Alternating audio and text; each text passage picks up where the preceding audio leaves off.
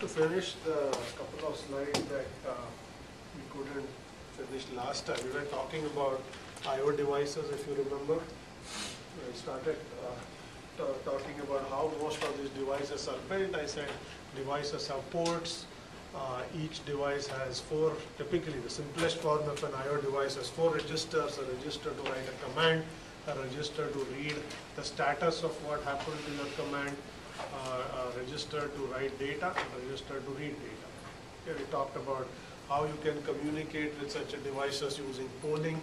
So how can you communicate with I/O devices using interrupts? And we said both of these mechanisms are only effective for 1 byte at a time communication. So if you need to send larger chunks of data, you use direct memory access or DMA. Okay? That's the gist of what we were talking about last time. There's one additional small concept to cover, and then we'll be done with I/O devices, and that's has to do with buffering. Okay? So as we have said, I/O devices are slow, as you probably have heard again and again, and there has to be something the operating system does to optimize the performance of slow I/O. Okay? This is typically handled using buffering. Typically, you have buffers or memory on both the device itself as well as in the operating system kernel, where some of the data from the device is kept. And you would use these buffers or cache as caches to optimize performance. Okay, when we talked about hard disk, I said typically there is 4 to 8 megabytes of on-disk memory. Okay? This is where you can read entire tracks into the disk buffer at a time, or if you want to write a whole chunk of data, you can bring it into the buffer and then write it to whatever tracks you want, or cylinders you want, and so on. Okay? So we'll look at what kinds of optimizations you can do, okay, from as far as the devices can. So I'm going to draw a picture here. Okay, so that's the disk. There is a disk cache or disk buffer here, and then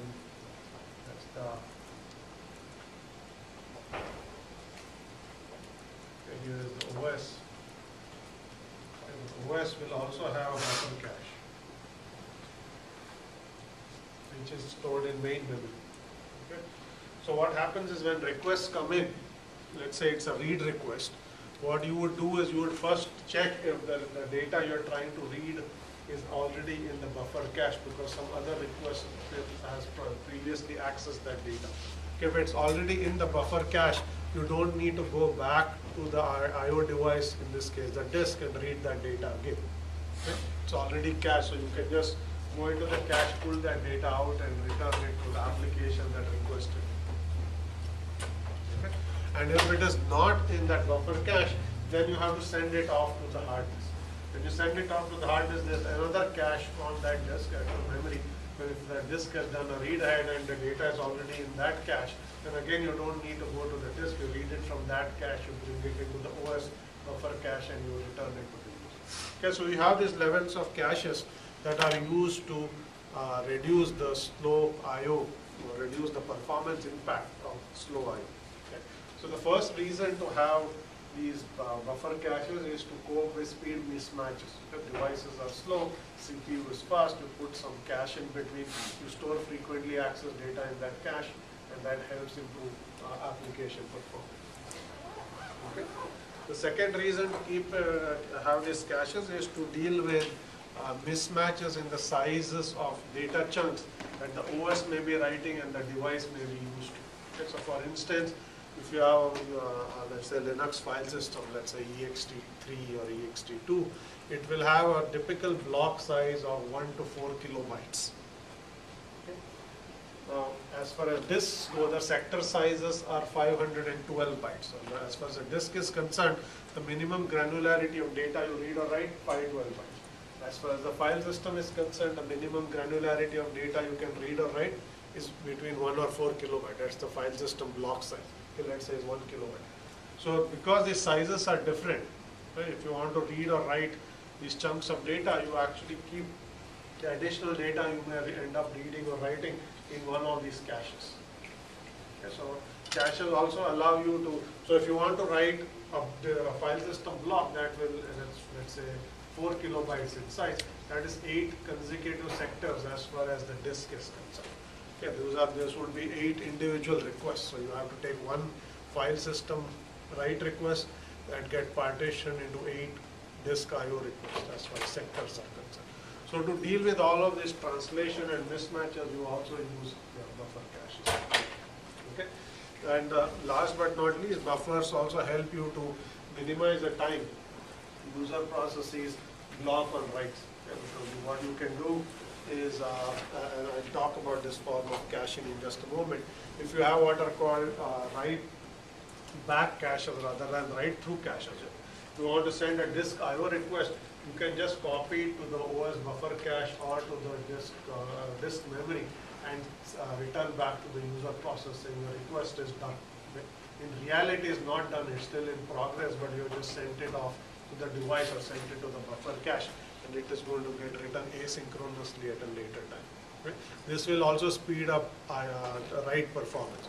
So you don't actually wait for the write to complete, you just copy it into some memory, this OS buffer cache memory or the disk onboard disk memory, and then you basically return back to the user process. And this will also speed up the write performance.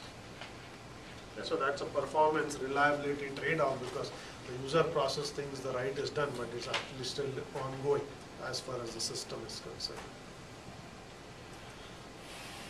Your question? Yeah, kind of relating back to, we went over the PCI bus and system bus. Do those buses actually permit multiple devices, IO devices, to use the same PCI bus at the exact same time, or do they actually have to wait for another process to finish? So typically a bus is a communication medium. And we'll talk about networks today, which are also communication medium, but network span machines, a bus is the communication medium inside a machine. Okay, now each device is going to have a unique address, that's the port. Okay, the bus is shared by all the devices. So only one device can use the bus at any given time. Okay, so if multiple devices want to read or write, they will actually raise a signal saying I request the bus. Okay, then the bus controller will arbitrate saying which device gets priority, and each device will get to go in turn and actually send that.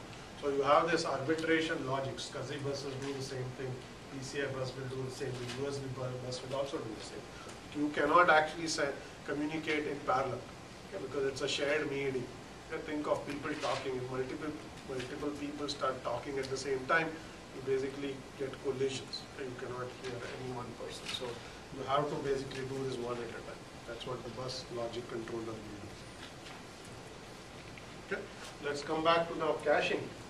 So as I already mentioned, you use these buffers on within the OS or on disk to cache frequently accessed data. Okay. The logic of how caches are used is shown for the read request and write request there. I already mentioned this. If you are trying to read, let's say, a block of data from any device, what you will always do is first you will look in the cache. Okay, if that data is already cached in memory, you just return the value in memory. Okay, that's called a cache hit. A cache hit essentially means the data you are looking for is already in the cache. Okay? And if you have a cache miss, which means that data you access is not in the cache, you will actually send that request off to the device. In this case, the device is a disk, so you will read the sector or the block. You will bring that data and put it in the cache for any subsequent use, and also return it to the user. Okay? So that's how read requests are serviced when there is a cache sitting between the device and the user process.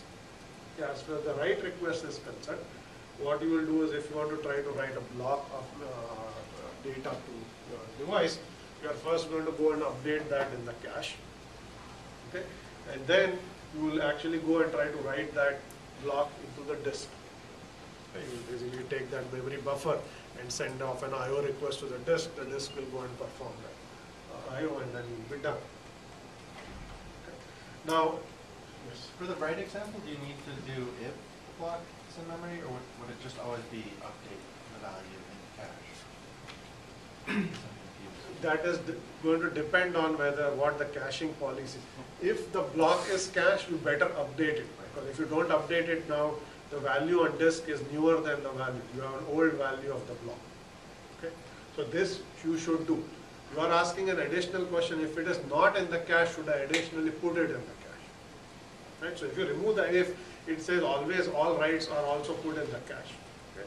This is not saying that. This is saying if the block is cached, please update it because the data has changed. Okay? Additionally, you could say, should I also put it in the cache for subsequent reads? That is something you can do depending on the caching policy.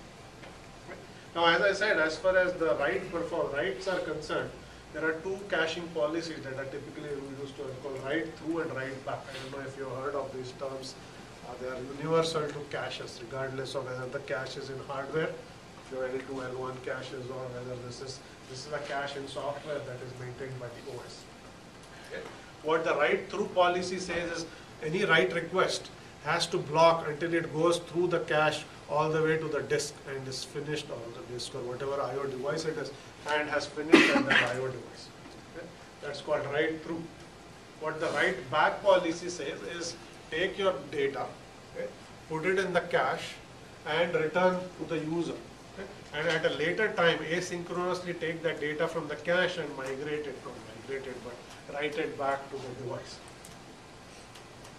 Is that clear? Write through versus write back. Write through says every write request actually goes through the cache all the way to the disk.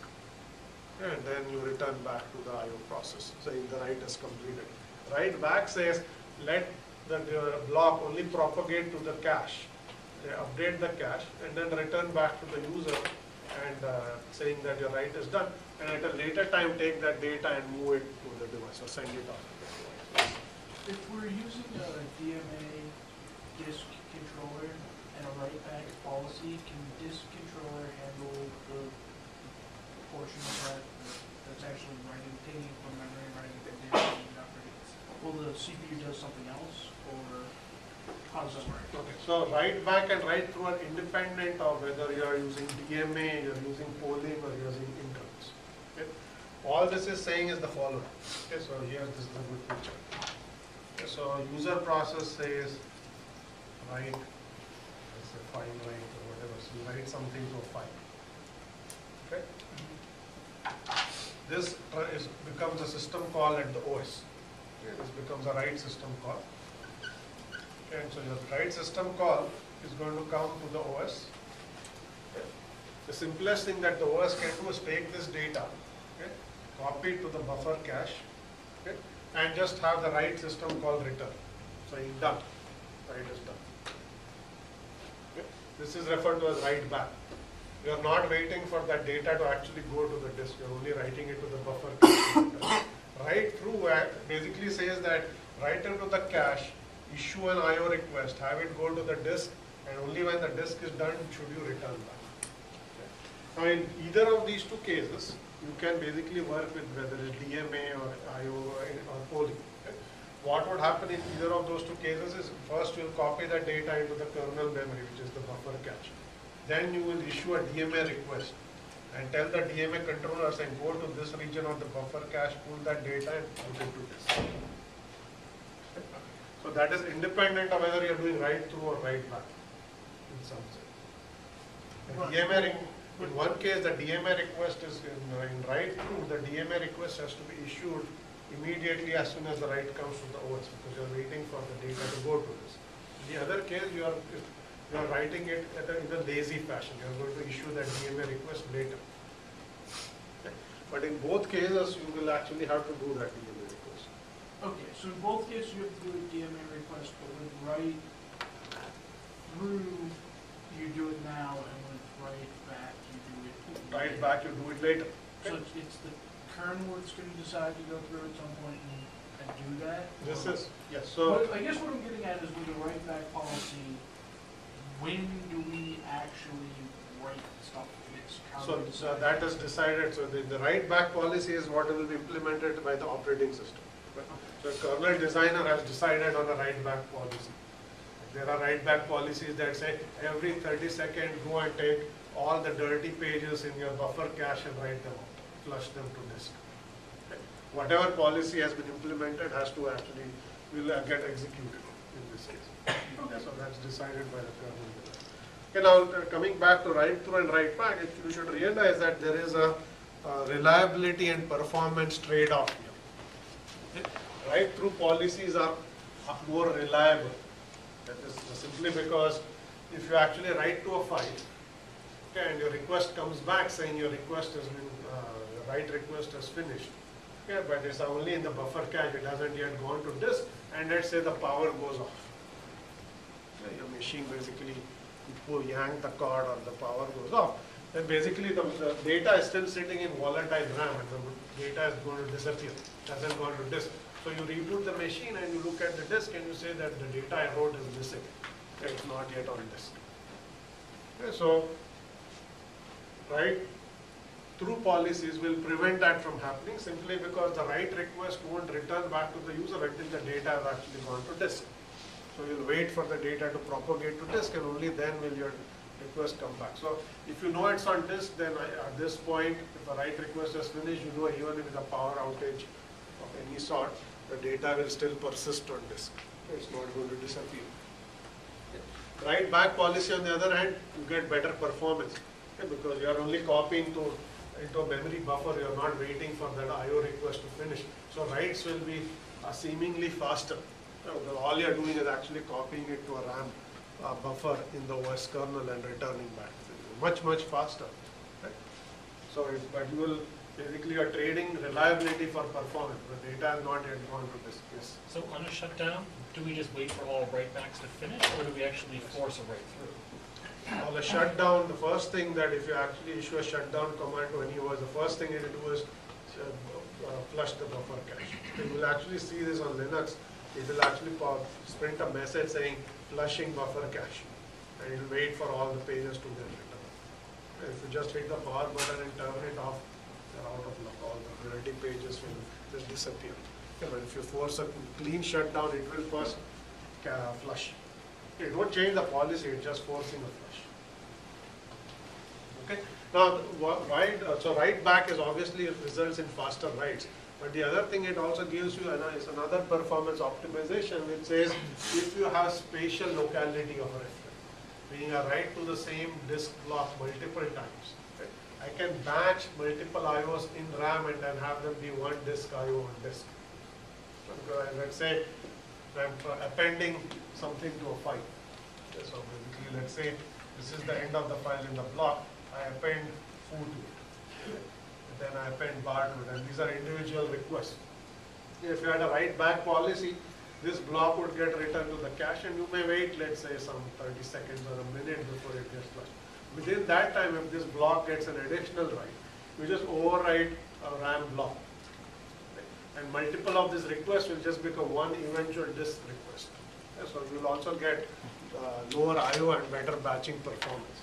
So you get some performance benefits when you do the write back policy, but at the expense of lower reliability. So you're trading reliability for performance. Any questions? Write back, write through. What I said here is not specific to operating systems. Any caching policy that you have, whether it's in hardware or software, whether it's in databases or in operating system, if you have a cache, you have to decide, is your cache write through or write back? So this is just a universal concept related to any caching policy. I just explained it in the context of the OS buffer cache and the file systems and disks. Okay, but this is going to be the case regardless of where you use caching. Okay, so we're going to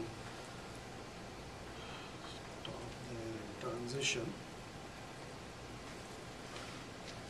So that was the spillover from last class as far as IO subsystem is concerned. So we have covered all of these topics, okay?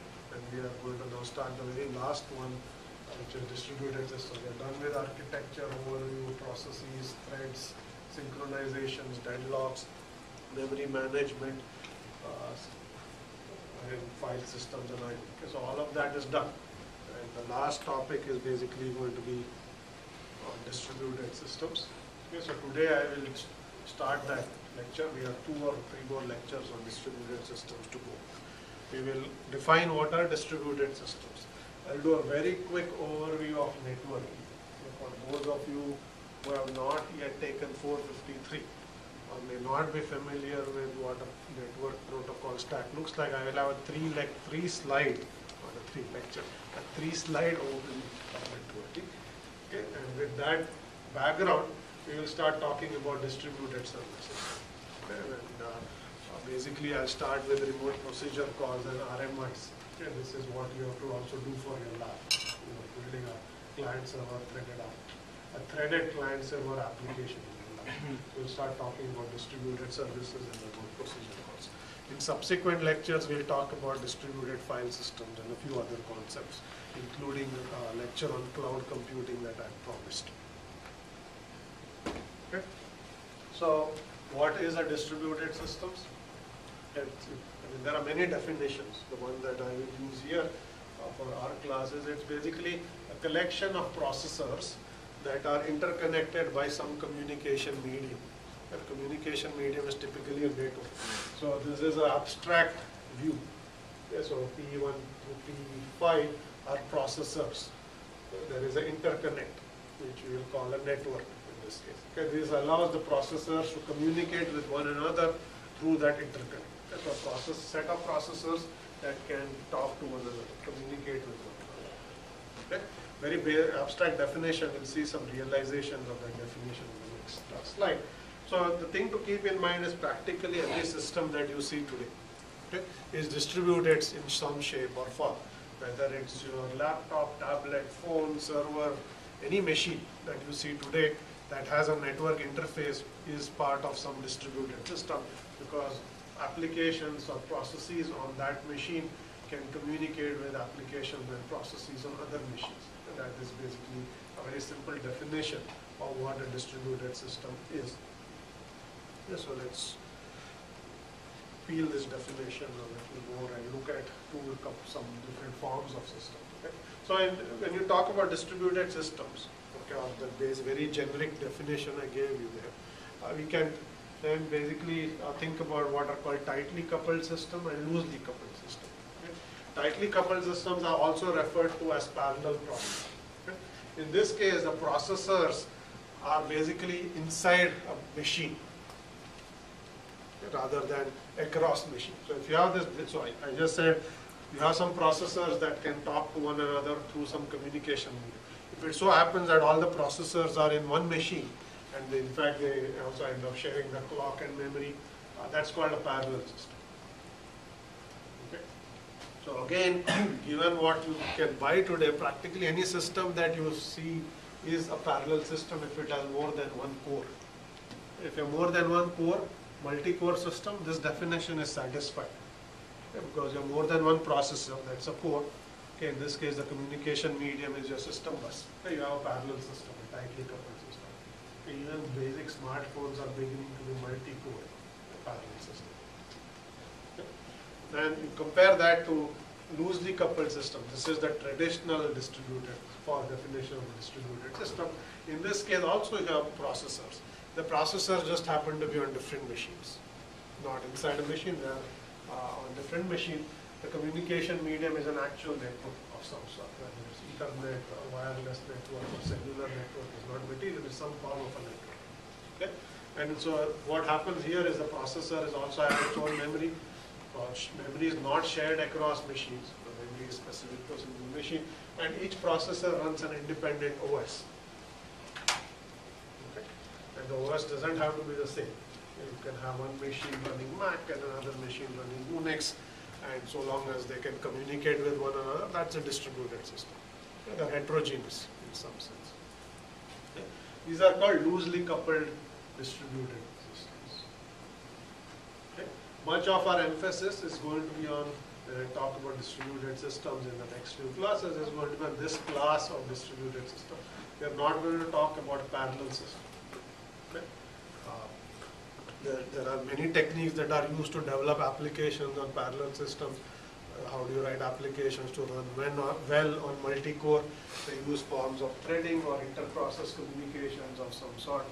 We will not go there. We are going to focus on this aspect. Yes? So for example, a warehouse server farm running some gigantic thousands of machines serving up some basic web service, that would be loosely coupled? Yes. So if you have a data center with racks of servers, okay, they all work together. So search engine is a good example. Right? Google search engine is highly distributed. It runs on thousands and thousands of machines. Okay? Each machine is its own processor, okay? Has its own memory, runs its own independent OS. They are communicating with one another. Okay? Within that data center, they will have LAN. They also communicate across data center or in a wide area network. That will be loosely coupled. It is traditional distributed systems. Okay? If you have a supercomputing node where you have a single machine which has multiple processors, that will come under the rubric of parallel computing. So big machine, but lots of cores inside a single machine. Okay. Okay. So why think of or design systems in this way? There are many advantages to designing distributed systems. I will describe 4. Okay. The first one is resource sharing. The single most biggest advantage of distributed systems is because processors can communicate, and because they are connected over a network, you can share resources. Okay? A machine or a processor can share a resource on another machine. Okay? Simplest way example I can give you is a network printer. Okay? You have a printer, you connect it to one machine. You can share that printer to other machines. You can then have other machines print to that printer, even though those machines don't have that dedicated. And this is just simply enabled because machine 1 can send a print job to machine 2 over a network, and the printer attached to machine 2 can then print. Right? So that's one example. Another example, simple example is one distributed file system. Right? Machine A can access a file stored on machine B. Okay? The file doesn't have to be local to your disk. You can actually run a distributed or a network file system and access files stored on another machine. Okay? If you use network volume, network shares, network drives, they are all distributed file systems. They all allow you to access data or files stored on a server somewhere. Okay? That is enabled. That's a form of resource sharing. You are actually, in one case, sharing files. In another case, you are sharing a hardware device like a printer. So that's a big advantage of having systems be distributed. Second example, or not example, advantage is computational speed up. Okay? If you have n processors that are part of a distributed system, and collectively they execute or run as application, some application, then potentially this application is going to get an n times speed up than if it was running on a single processor. You can think of an app that is running on a single processor. Okay? Now you take that app and you distribute it across n machines. Okay? You should design your app well, simply because you can run it on n machines, you can harness the computational power of these n processors and potentially get n times speed up. Okay? This is the example that was being mentioned earlier, where you have racks of servers, lots and lots of servers that collectively work on some application. In this case, I mentioned the Google search engine. It distributed across tens of thousands of machines. They're harnessing all of that compute power. You can't simply run something of that scale on a single machine. It will never go on. The data won't fit, neither can the computation be sustained by a single machine. Okay? Now, to implement applications in this way, you need to be able to decompose your problem into sub-problems and have each processor work on these sub-problems, and then they can coordinate with one another to solve the bigger problem. Okay, so just as you took a centralized application and you made it multi-threaded, when we talked about threading, whether it was a reader, writer, or some other forms of multi-threaded application, so can you take a single address space application and make it distributed.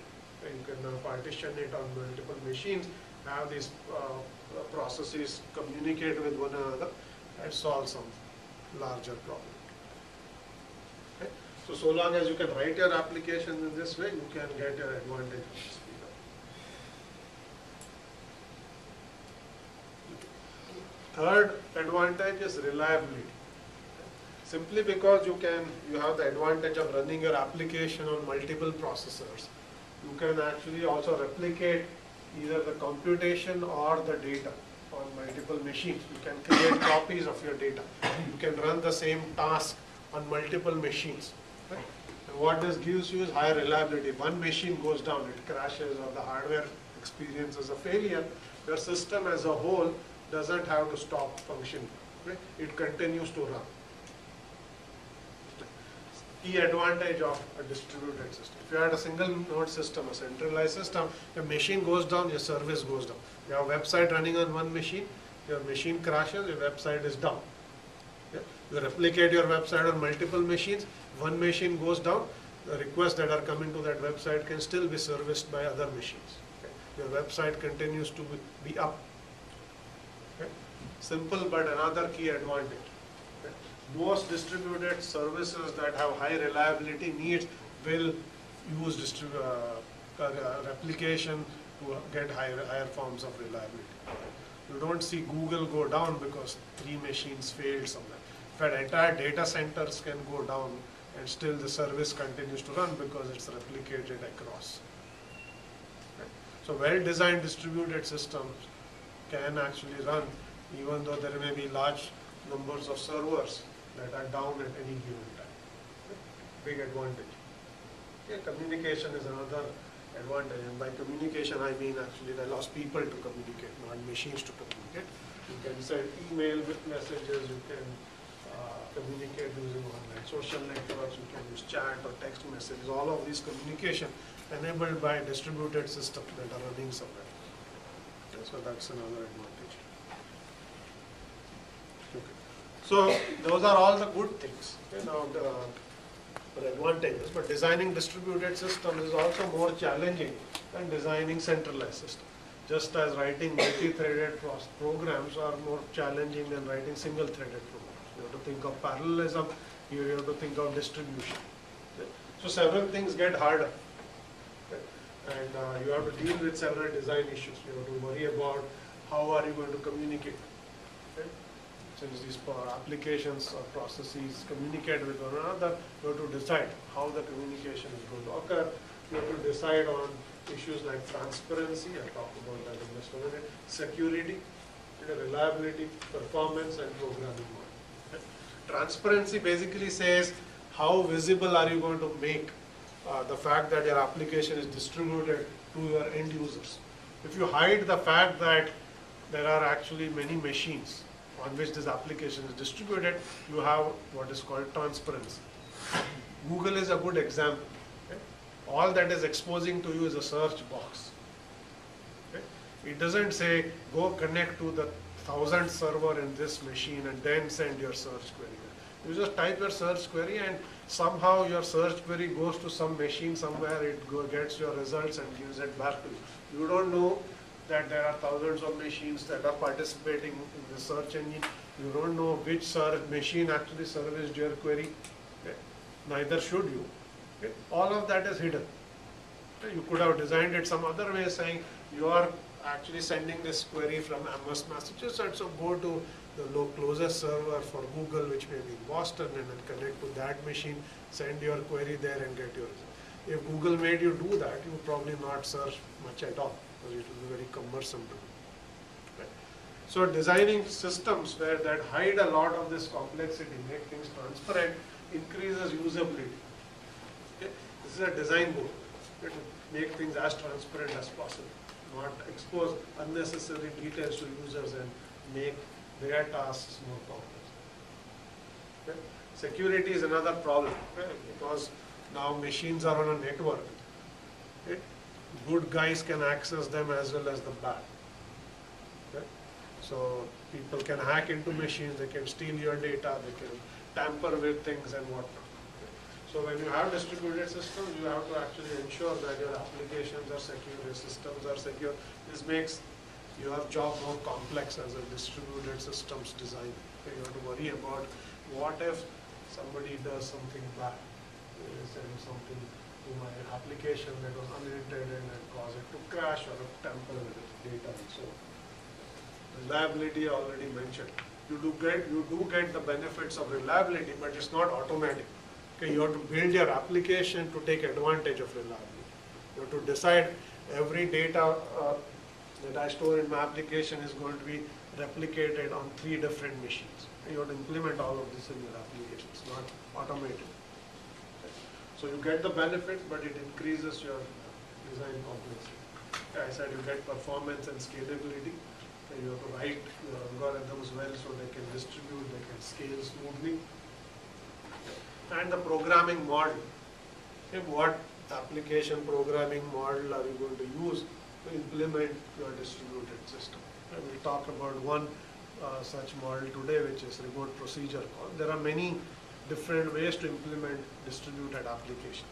You can start with socket programming. You just use vanilla network sockets and write application. You can write it at a very high level where a lot of these details are hidden. We will talk about RPCs where you don't worry about mundane networking details. So system takes care of it for you. So you work at a higher level of abstraction. It matters how you write your application. So these are all the things that get harder. We studied a whole bunch of these things except for the first two. Okay? Resource sharing is enabled, but again there's more complexity. Okay? Timing and synchronization is a big problem. Okay? Because I said in loosely coupled distributed systems, each machine has its own processor and hence has its own clock. Okay? And typically clocks will never be perfectly synchronous. Once the biggest problem in any distributed system is clocks across machines are never perfectly synchronized. They will be off a little bit. Okay? So you can't simply do things that you could have done well on a single machine. I'll give you an example. I presume many of you have used Make to build application. Okay? So what Make does is it's a utility that does incremental compilation. If you have, let's say, a project with 5 source files, you just modify one, you just change one, and you want to recompile it. What Make will do is it will only recompile the files that have changed since the last compilation. Okay? The way it does it checks timestamps. It says when is the source file modified and when was the corresponding object file generated. The source file is newer than the object file, then the source has changed. Since you compiled it last, you regenerate the object file. The source file is older than the object file. You know that you generated the object file after the last change, so there is no need to recompile it. Okay? Now, if you do any programming on a distributed system, you will see that Make doesn't work very well because files are not synchronized. Sorry, not files. Clocks are not synchronized. You may actually go to machine 1 and you may modify a source file on a browser, on an editor, and you save it. Okay? It's going to get a timestamp. I think this is the time machine. You go to another machine, which frequently happens, the machine that does the builds are different from machines that you compile, write your code. So you go to another machine and you type Make. If that clock is off with respect to this clock, it will actually think that the file has not changed at all. Because the clocks are off, and when you compare timestamps, they are not directly comparable. You can only compare timestamps if they came from the same clock. But if the clocks are off, then you may actually get incorrect results. So synchronization, big problem in a distributed system. So if you write any application that critically depends on timestamps, right, you better be sure that you wrote your application well, because very likely it will not work. Unless you have a clock synchronization protocol that is actually running on these machines, actually synchronizing the clock. Otherwise you are going to be in big problem. Okay? So we won't talk about synchronization in this class, but it's something that we always talk about when we have a more detailed discussion of distributed systems. And there are these other issues that also get more complicated. Critical sections. Okay? When you have multiple processes on multiple machines that are trying to work on a data object, you have to do the same kind of synchronization you did in a multi-threaded program. Okay? But now locks, you cannot assume that you will have a lock on one machine. It's meaningless to another machine. Okay? So you have to make the concept of locks distributed. So to implement distributed locks. Okay? So that this notion of a lock carries over across machines. So you can have multiple processes try to acquire a lock. Okay? Deadlock detection and recovery is also harder because processes are spread out on multiple machines. Okay? How do you know whether there's a deadlock? Unless you go to all these machines and figure out which are the applications, what resources are they holding, is there a cycle? Okay, coordinating this across tens or hundreds of machines, very complicated.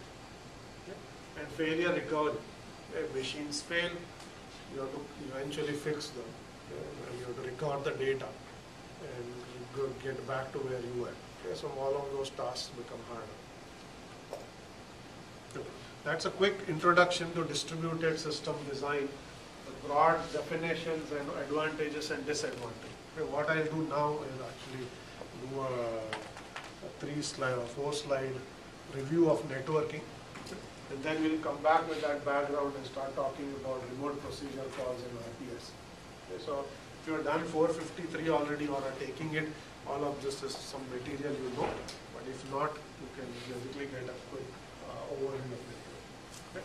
So networking is, in this case, the reason we are doing this is, I said distributed systems consist of processors that communicate over a communication medium, and typically that medium is a network. So we'll define what that network means. Okay? So network is, as I said, a communication medium, and there are typically two kinds of networks that you encounter. What is called a local area network or a wide area network. Okay. Local area network essentially connects machines, let's say within the same building or within a campus. Okay. These are networks that only go small distances. Wide area networks, on the other hand, are networks that go very large distances. Okay. So these are fibers that you go, see, going from one continent to another or one end of the country to another. So those are called wide area networks. So these networks span much larger geographies. Okay. And depending on whether you are building a local area network or wide area network, you will have different technologies. Okay. LAN technologies include Ethernet, Wi-Fi. It may include some other forms of Bluetooth is another example of, you can make a Bluetooth LAN, for example. So these are all short distance networks that span small distances. Typically they are fast. You will have gigabit Ethernet or 10 gigabit Ethernet. You may have Wi-Fi that goes to 150 megabits per second. Typically fast, short distances but fast. Okay. Wide area networks use different technologies. They may use optical fiber technologies or other kinds of techniques. Or if you have cellular networks, they also go long distances. You may have microwave links that go tens or hundreds of miles. Okay. They go longer distances, but they are also slower than local area networks. You may have much slower speeds that may only go megabits, tens of megabits. The fastest ones go hundreds of megabits. Okay. Here you are tens of gigabits already. Speeds keep increasing, of course. Okay. Now, typically the way networks work is you take LAN networks and you connect them up over WAN networks. Okay. And this basically gives you the internet. Internet is a network of networks. Okay. So what you will have is, you have, let's say, a LAN at UMass. You may have a LAN in your home, it may be a Wi-Fi or your dorm, it may be a Wi-Fi router.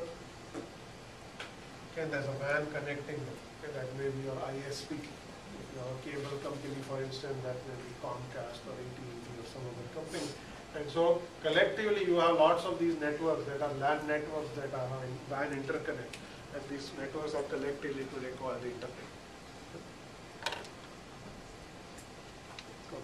So how do networks work? So basically, they work by allowing applications or processes to send messages from one machine or one process to another machine and another process. Okay? These messages are called packets in networking terminology. So basically what happens is you send a message, it gets, you can construct a packet, the packet actually goes out of your machine, it traverses the network, that packet reaches another machine, eventually the destination machine, and then it goes from the OS to the process it is destined for, and your message is going to reach the other process you're trying to talk. Okay? So packets are sent through the network, okay? And as they go from the source to the destination, they may traverse what are called multiple hops. They may go to intermediate nodes which are called routers. Okay? So routers are responsible for forwarding packets. So you may have, let's say, a machine, let's say a laptop.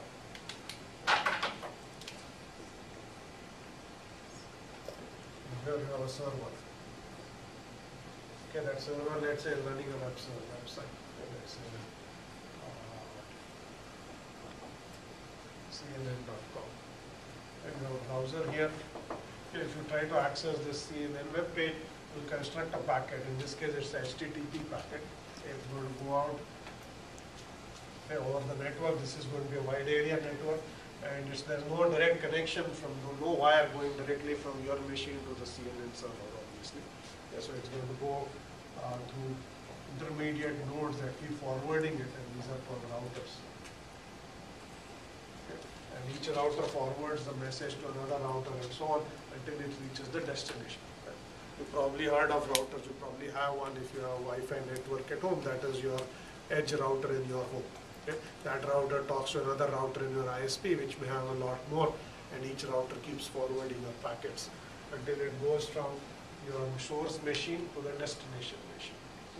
The only thing that routers do is forwarding. Okay. They do packet forwarding. That's their primary goal. Okay, so that's basically how packets go from source to destination. Now we'll talk a little bit about protocols.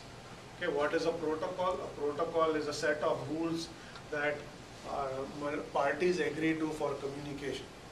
Yeah, to communicate, you have to agree on some rules. And in the case of machines, these rules are referred to as network protocols. Okay. If you look at the typical networking stack inside an operating system, you'll see that there are many protocols that are supported. In fact, these protocols are organized in the form of a networking stack. Okay. And there are layers in this stack. And when I was talking about OS kernel design, I said networking stack is the only part of the kernel that uses layered design. A layered design is where each layer can only talk to the layer above it and layer below it. Right? And this is an organization of a protocol stack that does precisely that. Okay. So packets originate at an application. They are given to the OS. They traverse down the protocol stack. Each of these layers does some processing to that packet, keeps sending it to the layer below it until you reach what is called the physical layer, that's your network itself, and then you send it off. That goes outside the machine and it gets forwarded, reaches the other end, and then it traverses up the protocol stack. It's processed again until it's given to the application. Each of these layers implements a certain protocol. I'll show you the protocol stack for TCP/IP. So the stack, so the TCP/IP protocol stack, this is the most common one. Here you have a set of layers. Okay, so you have what is called a physical layer. Physical layer is basically the wire or the physical medium you're using for communication. If you have Wi-Fi, the physical medium is air. And your packets are actually going wireless. Okay. If you have Ethernet, your physical medium is the wire that you're plugged into your machine. Okay. If you're using your smartphone, again it's air, but you're using cellular protocol in that. Okay. That's the physical medium. The data link layer is basically either Ethernet or it could be Wi-Fi, or it's the protocol that is used at the lowest layer of the protocol stack. Whether you're using Ethernet protocol, Bluetooth, Wi-Fi, 3G, 4G, they are all at the very lowest layer of the protocol, software protocol stack. Okay, that's the data link layer. The routing layer is called IP in TCP. IP stands for Internet Protocol. Okay. The layer above it is called the transport layer. Okay. That's where either TCP or UDP sit. Okay. So that's called the transport layer. And above them are a lot of application layer protocol, the ones that you may be familiar with. Okay, there's FTP, HTTP, SMTP. SMTP is what you use for email. You have HTTP is of course the web. You have a whole bunch of depending on what application you use. And processes actually use those protocols to send packets. Okay, so that's basically what a protocol stack is. I'll only mention two things. The first thing is IP is the routing protocol within the TCP/IP stack. Okay, it runs on every router. It helps you route packets or forward packets. Okay. It's called a network layer protocol. TCP, so and it's also called hop by hop protocol. And each node, IP decides where to send the packet next, which router to send it. What TCP is, it operates on an end-to-end basis. Okay, TCP operates on the source and the destination machine, and it is responsible for things like reliability. Okay. TCP is what's called a reliable protocol. Okay, so if you send a packet, it is likely that sometimes the packet reaches the destination and sometimes it doesn't. Okay. So packets may get lost during in transit. Okay, if packets get lost, then TCP can actually has to decide which packets are lost and do retransmission, things like this. Okay, so from an application standpoint, you don't have to worry about protocol dropping packets and so on and so forth. Okay. So this is a typical packet, what it looks like in terms of its structure. Okay, this is the data part of the packet, it's called the payload, and then there are a number of things called headers. Headers are extra information you tack onto the data that tells the network where this packet is supposed to go to. Okay, the typical fields in the header include the source address and the destination address of a packet and many other things like what protocol you are using and so on and so forth. Okay? Alright, so that's our 3 or 4 slide overview. I'm going to stop here for a minute to see if there are questions, because I'm assuming that you know all this. Okay? You are going to write lab 3 assuming you know all this. If you don't, I just did the 4 slide overview, so now you know.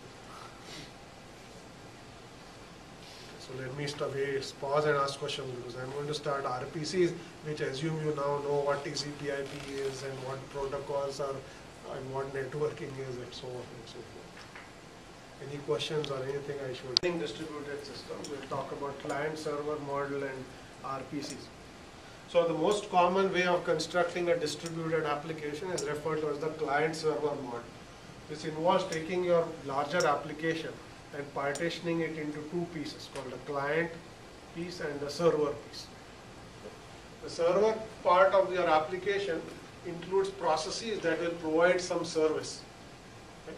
If you have a web server, it provides web service. If you have a mail server, it provides mail service.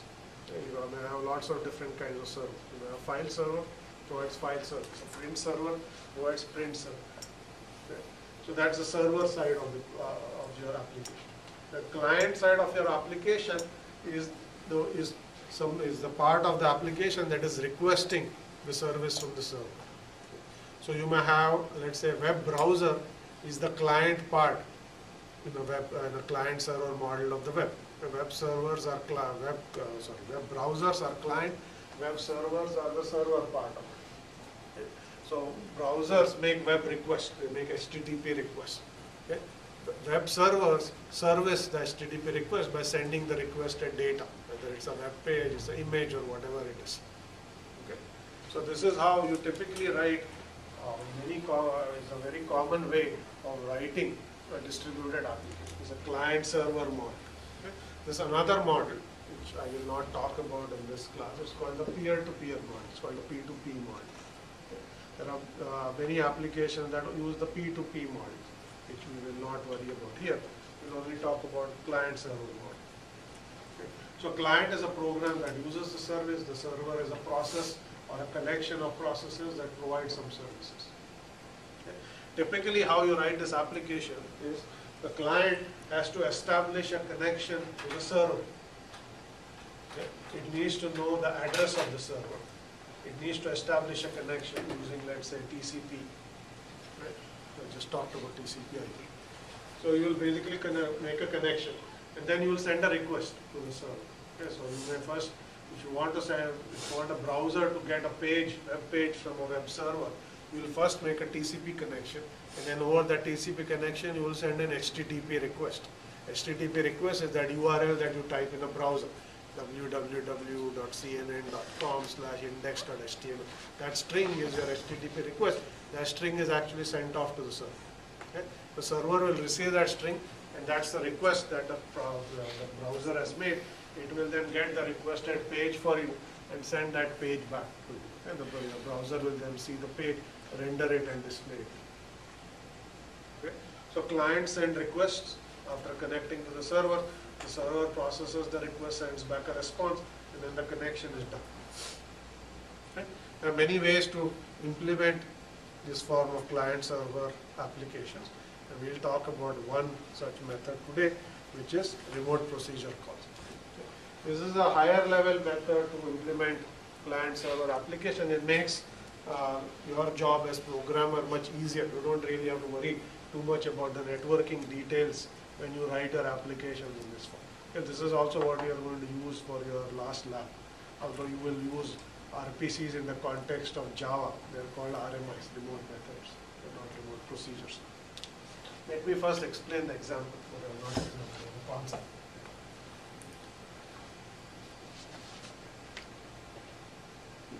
So what is a remote procedure call? So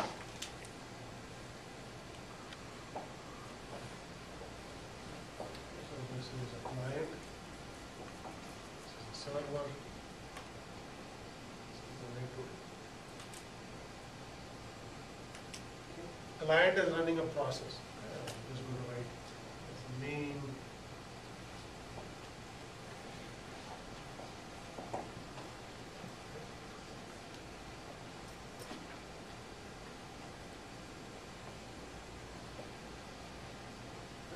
Remote procedure calls are a way for a client to make a request on a server by simply calling a function or a method. So you write a typical RPC application just as you would write centralized application. You just structure your entire application into methods or functions, and clients are just going to call functions. But the only difference is the function that the client is calling doesn't happen to be in the address space of the client. It's a function that resides on the server. So in this case, I just showed you main program in main, and it's calling function foo. This is how you would actually write this up. Now, as far as the distributed application is concerned, the code for foo doesn't reside on this machine. It's actually sitting here. It's executing here.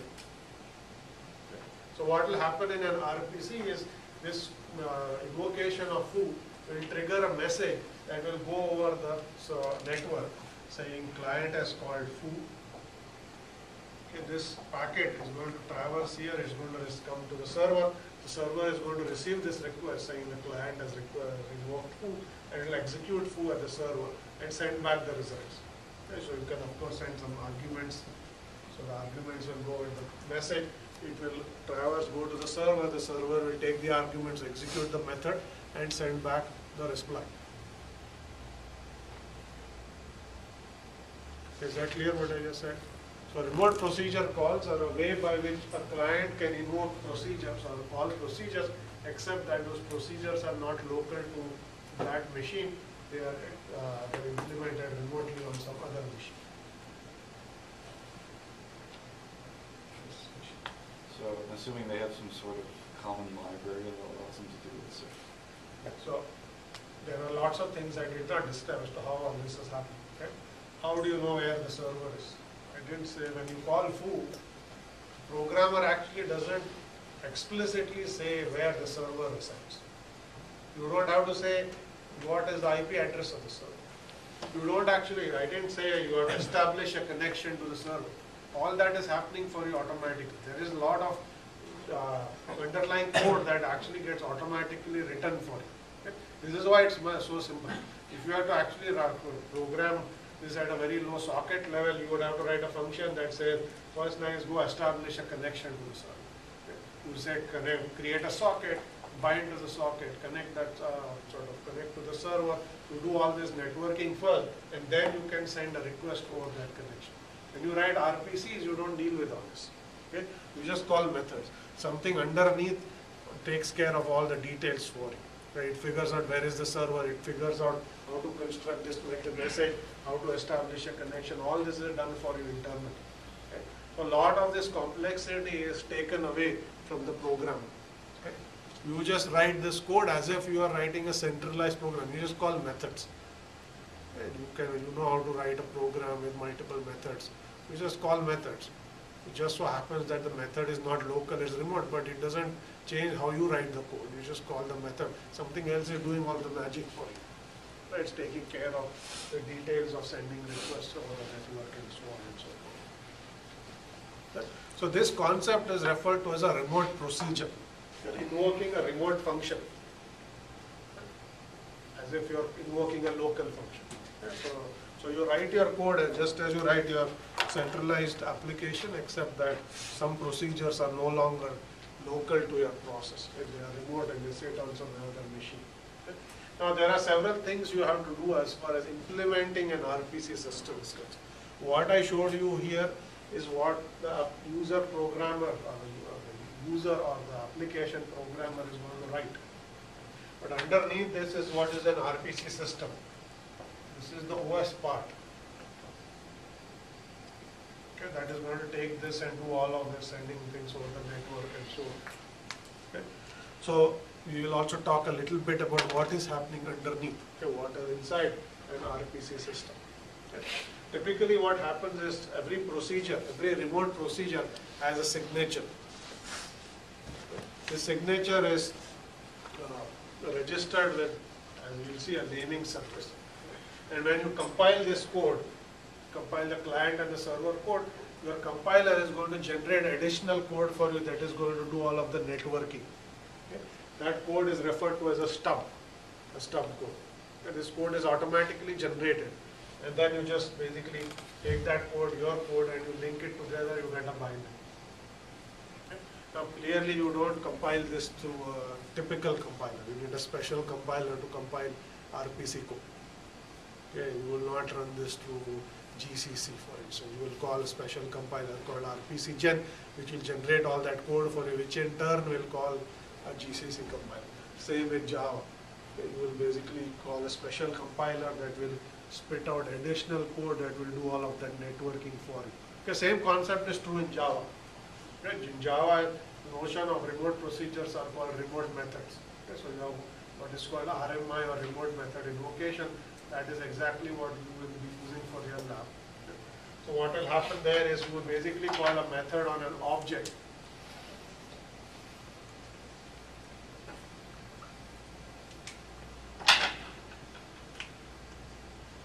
So you may call object.foo. It is just that this object and all its method and data reside on another machine. Okay, so this is your object. And this is foo in that object.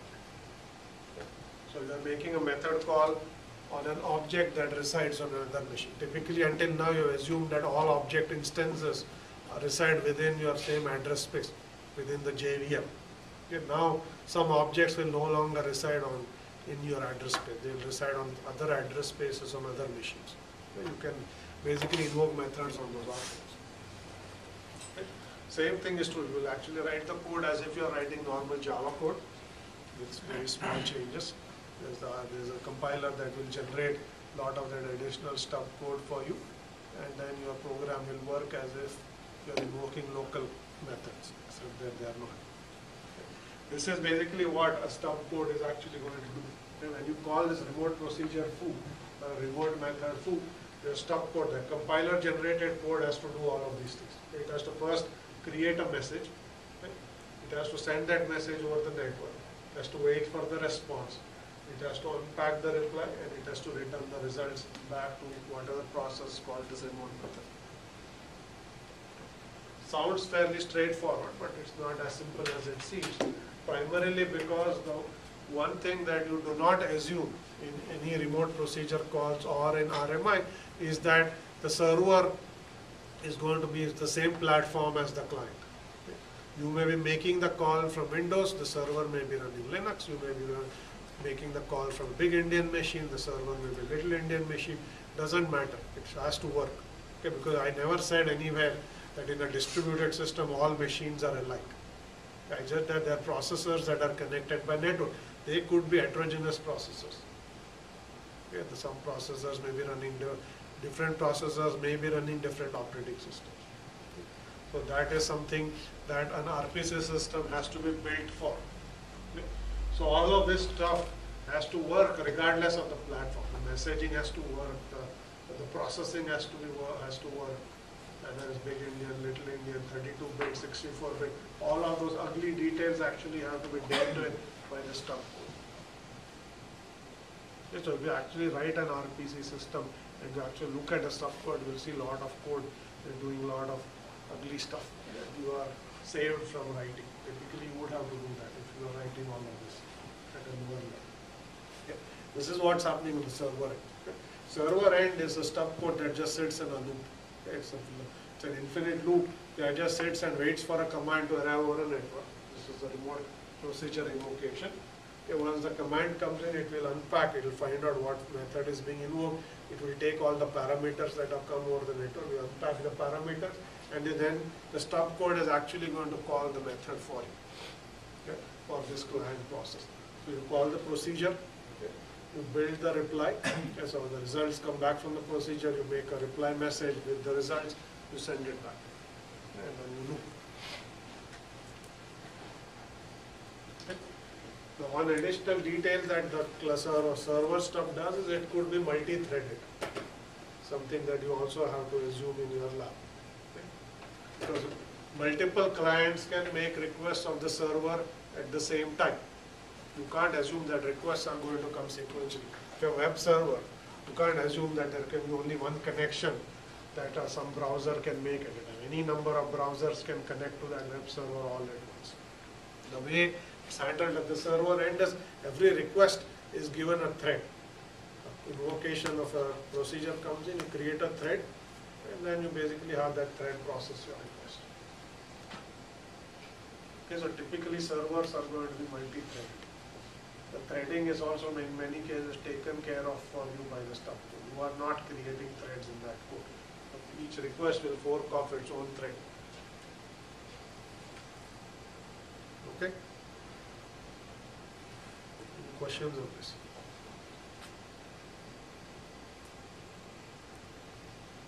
I'll show you some sample code in just a minute, but let's ask a few questions. Okay? So first of all, in all of this discussion, I did not say anything about the networking aspects of it. I did not even say how does the client know where the server is when you are running your client process. Typically, you will have to have a way by which you locate the server. Either you hard code the server address somewhere, saying that the server is always going to run here, but you don't want to do that because you want to keep the code clean. So you will have to use a lookup service to figure out where is the server running. Okay. So when you actually call this method remote procedure foo, you are going to go to a naming service and say, is there a server that implements a service foo? A foo could be mail service, whatever the service is. And then the naming service, it's called a directory lookup, is going to tell you there is a service that has registered with me that implements this service. It is running on this machine with this IP address and this is the port number. So if you want to invoke that service, go and connect to that machine. Yes. Yeah, I mean, what you were saying before, like you know, the example earlier about like having a server farm and all that, and how it should be like transparent, and you shouldn't have to look and identify these things individually. Yep. Is there any kind of analogous thing like that here? Yes, so that's a good question. So the question is, I was talking about transparency earlier, where in a server farm you don't actually tell the user or client which machine to pick and so on. Here you have a good form of transparency. Okay? You did not actually have to hard code the IP address of the machine and so on. Something figured that out for you at runtime. Programmer didn't have to deal with it. So there is a form of transparency here. If you are writing socket code, you would actually say, create a socket and then bind to a socket, you will actually specify the IP address and so on and so forth. That's not being done. Okay, so you are programming at a much higher level. Okay. So basically what happens is static binding, which is finding where the server is, can be done statically, which is typically not done, but most of the time it's done dynamically through and what is called a naming service. Naming service is a lookup service. Okay? So you do a directory lookup saying which server supports this for method foo. Okay, so you look that up. It's like you looking up yellow pages. Right? I want to find out. It's the same thing. Okay, foo is going to implement this. And then the server will tell you, and then you do the binding. Okay, so we have 2 minutes. So I'll just talk a little bit about, try to make it a little more real. So the same concept is also implemented in Java out of the box. In C and C++, you do have RPC support in most operating systems, and Java is part of the language. Okay, so in Java, this concept is called remote method invocation. And invoking remote methods or remote objects. So come back next time and talk a little bit about this, but it may be easier if I show you a little bit of code. Okay, so this is the Hello, it's a client-server application that implements a Hello World interface. Okay, you just send a request to the server sends you Hello World as a string, okay, over a network. Okay, so this is the interface that you define. Okay, so this is a class called Hello, and that basically says it's a remote method. Java.rmi.remote says that this class is going to implement some remote methods. And this is the only remote method that you have implemented. This is a method that a client will call. Client will just say object.sayHello. And that's the method is actually have to come to the server for processing. Okay, so this is the interface for the server saying that's the method, and it's going to throw an exception. Yes. So we're just going to have a DNS record. Please find this particular method at test.com kind of thing. Yes, so I'll show you some code to do exactly that. Yeah. This is basically the implementation of the Hello World server. We'll come back to this again next time. Okay, so that's the method. Okay. All it is doing is returning a string. That's the Hello World string. And this is basically how you make it a remote object. If I say extends remote, unicast remote object, and it's going to become a remote method.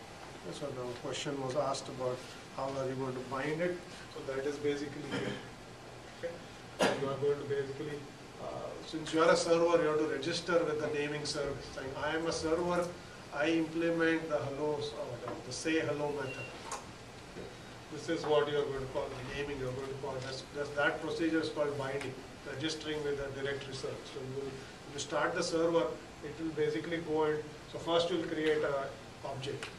And that will implement that method. That's your object here, and then you are registering that object with your naming service. Okay. So here is your Hello World client, which is very straightforward. There is not much here. All you are going to do is you are going to do a lookup. You could ask the naming service, saying, "Tell me a server that actually implements this Hello World service," and then you are going to get back. So you have not defined this a priori. When you code, you are not saying this is the IP address, none of that. All you will do is at runtime, you will basically say which machine or which service is currently registered that implements this, and you just get that back. And then all you are doing is you say object.sayHello. And object.sayHello is actually your remote method. And that method doesn't live on the client machine, it lives on the server machine. So that is going to trigger all of the networking for it. Okay. As you will see here, there is no networking at all. You did not set up a connection to the server, you did not create packets, you didn't do any of that. All of that is done for you by the RMI system at runtime. So you are doing network programming without actually touching the low-level aspects of network programming. So it simplifies a lot of things for you. Okay. All you do is you register with the name service, you look up a name service, and you just invoke methods, and that's it. So that's the client. All you are doing is you're calling object hello. That request is going to go over this network, execute that method, and send. You will get that string back that you are going to display. So I just wanted to show this for those of you who are trying to get an early start on your lab 3 because you are doing RMI programming in there. This is what it is going to look like. So when you go through those tutorials, keep these concepts in mind. Try to understand what the tutorial is saying and then go start writing code for your lab. Okay? So I'll have more to say about this next time, but this is a good place to stop.